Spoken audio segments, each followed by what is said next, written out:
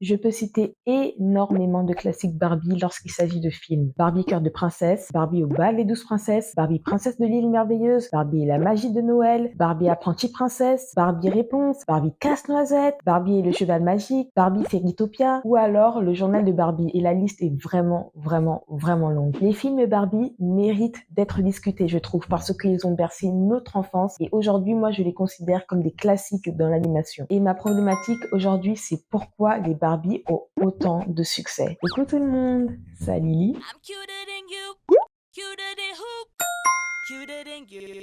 Et pour moi, l'une des principales raisons du succès des films Barbie, c'est qu'avant, on aimait les histoires simples, alors qu'aujourd'hui, beaucoup moins. C'est-à-dire qu'aujourd'hui, on aime beaucoup plus les histoires complexes et aujourd'hui, un film animation qui est juste tout simple intéresse beaucoup moins. Maintenant, quand on regarde un film, on va tous s'attendre à ce qu'il y ait un boom, à ce qu'il y ait un élément perturbateur et à ce qu'on ne s'imagine pas la fin. Une attente qui n'existait pas il y a encore 20 ans. Parce qu'en réalité, beaucoup de films Barbie sont énormément remixés. Si je devais vous décrire la formule du film Barbie par excellence, dans l'ordre, je dirais Barbie, 16 ans, qui a été séparée de son royaume et de ses parents à la naissance. Barbie ne sait pas qu'elle est l'héritière du trône de son royaume. Barbie possède une faculté qui prouve indéniablement qu'elle est l'héritière du trône, que ça soit une tache de naissance, que ça soit une couronne qui s'allume dès qu'elle est posée sur sa tête ou une autre connerie de ce genre. Après ses 16 ans, Barbie revient dans son royaume accompagnée de ses amis animaux pour battre quelqu'un qui savait son existence à elle et vit heureuse dans son royaume avec son prince. Vous voyez ce que je viens de décrire? C'est une trope utilisée dans